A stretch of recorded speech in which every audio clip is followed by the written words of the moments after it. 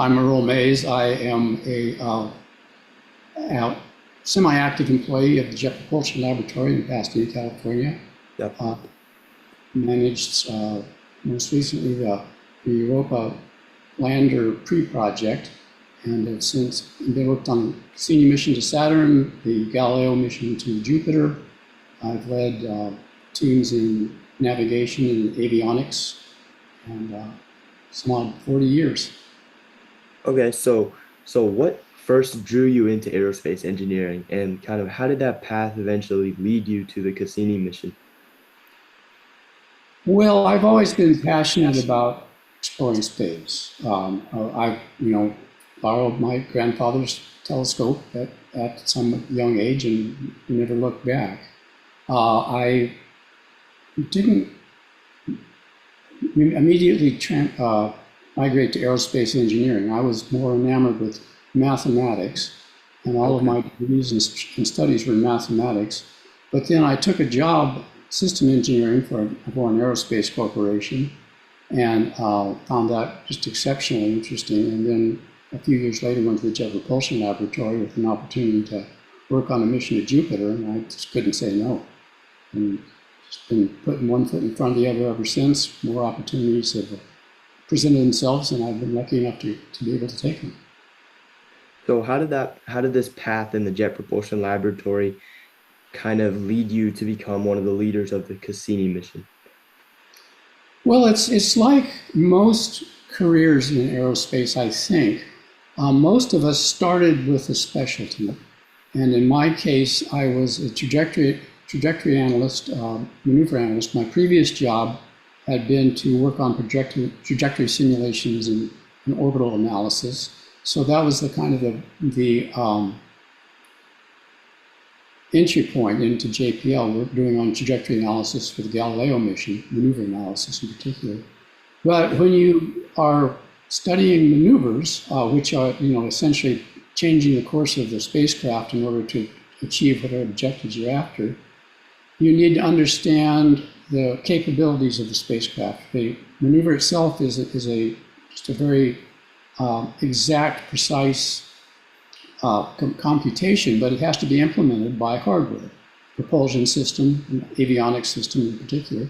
So you have to kind of learn more about those and pick up on propulsion, avionics, et cetera, command systems, timing, and things like that, which gives you more of a systems view. And I became, as I guess by aptitude or inclination, more of a system engineer, and migrated over to the spacecraft engineering team for Galileo. And again, getting broader and broader view of the systems.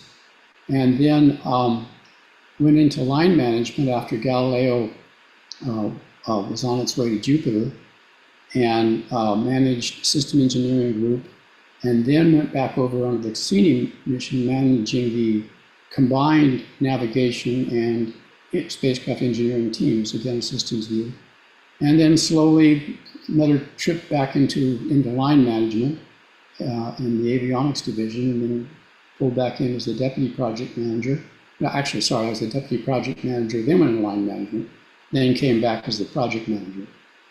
So it's kind of a natural career path where you Okay. begin with a specialty and then expand out.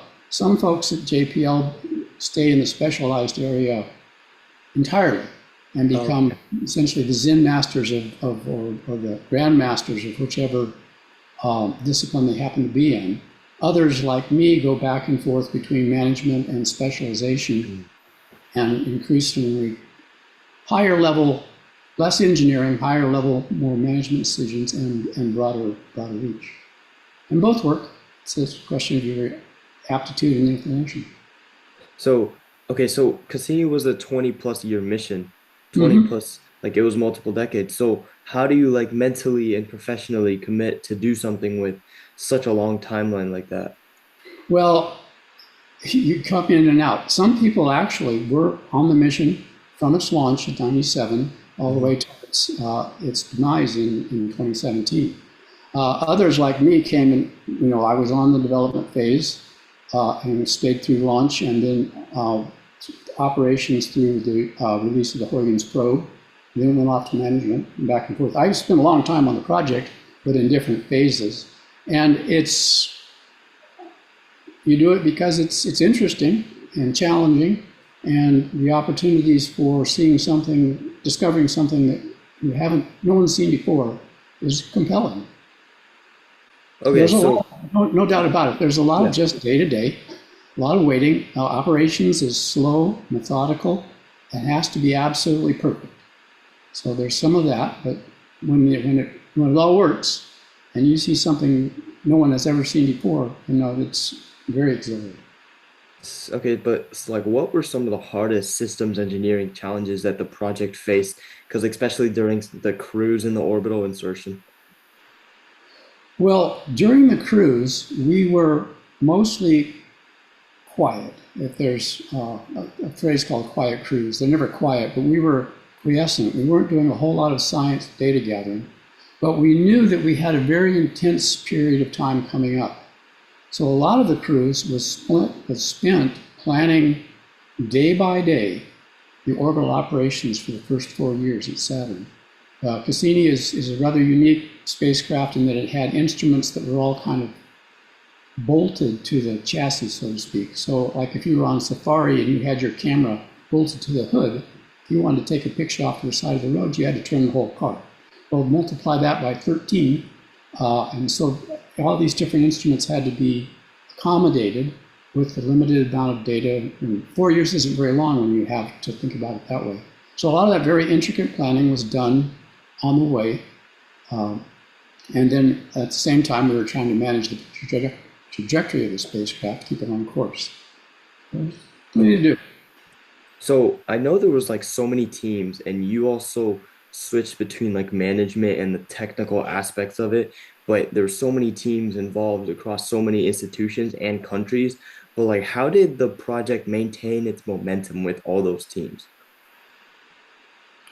Well, I think that everybody was motivated. I mean, a lot of those teams were instrument teams. They were waiting Yeah. and preparing for, just a world of wonder at Saturn.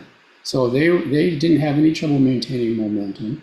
They were very interested stakeholders. A lot of people waited a decade or more to get to Saturn, and so there was very little difficulty in that. We met constantly. We had what we call project science group meetings. We had one in Europe and one or two in the United States every year to get all the investigators together face to face. Weekly teleconferences. So there was a little difficulty in keeping people interested. We did have an interesting challenge in some of the engineering turnover because a lot of engineers, want to go on and build something new, something different, and not operate it.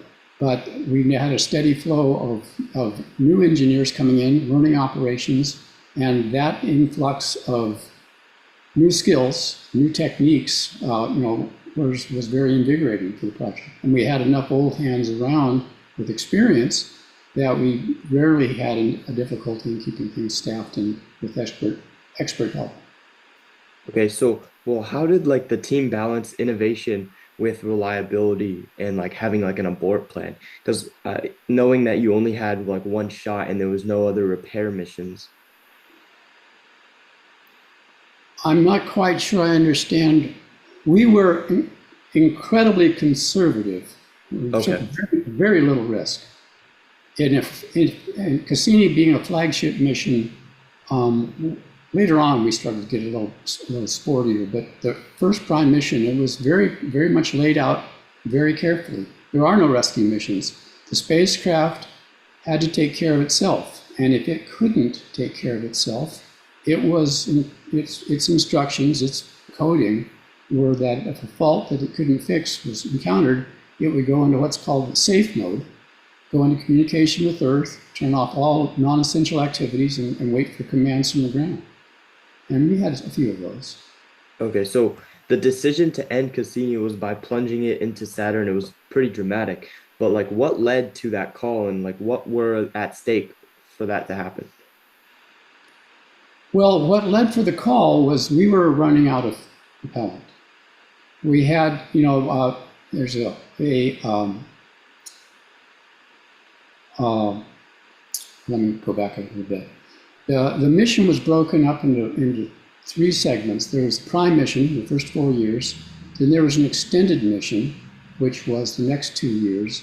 And then there was the grand finale. And during the extended mission, the engineers discovered that we knew we were going to run out of propellant. And we did not want to leave the spacecraft uncontrolled in orbit around Jupiter. Both Enceladus and Titan by that time had been acknowledged as places we did not want to crash into. In fact, we didn't want to crash into anything. So the idea was either to do a very long looping orbit and leave Saturn's gravitational field, or, and this is the option that was kind of amazing to everybody, we found a way to skip in between the rings and do what we would call the proximal mission. And then with one last flyby of Titan, enter the planet with what we felt was almost nothing in the fuel tanks. And that allowed us to do things that we had never hoped to do when we launched. And that was kind of the stages of it went. And we took a little bit more risk during the final years, going between the rings and through the plumes of Enceladus, but that all worked out fine, just the way we planned it. So your team's Emmy-winning public outreach during the finale was incredible. So how important was the storytelling in a mission like this? Oh, it was incredibly important in my mind. That, one of the most heartwarming things I got were letters from classrooms, from children and adolescents about the outreach that they've seen in Cassini. As a matter of fact, I got a lot of letters saying, don't destroy Cassini, which were also kind of heartwarming and a little bittersweet. But in any event, I think to bring the world along with us as we did that, success or failure, was absolutely critical. I mean, American taxpayers and the Europeans as well paid for these images and all the science and everything else that we gathered, and to watch, and they were able to not just watch, but to, as much as we could, to get them engaged so they could see what we were doing, how we were doing it, and participate. I think it was crucial. And, I think it stands all the other missions up as well. The expectation, there's a huge fan base for space exploration. And to keep that at anything less than completely open would be a disservice. Okay, so what leadership lessons did you learn managing the whole project that applied to today's younger engineers and even mission planners? Oh gosh, I think leadership has to be from a position of respect.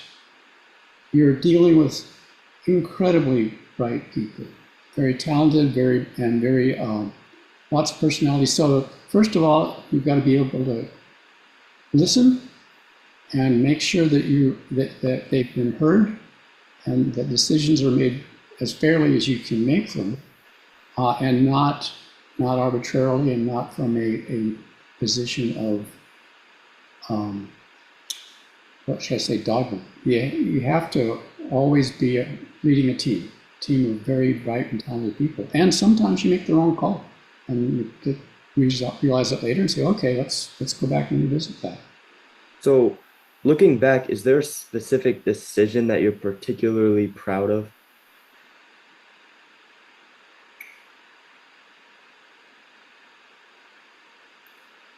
I can't think of anything right off the bat that comes to mind as to.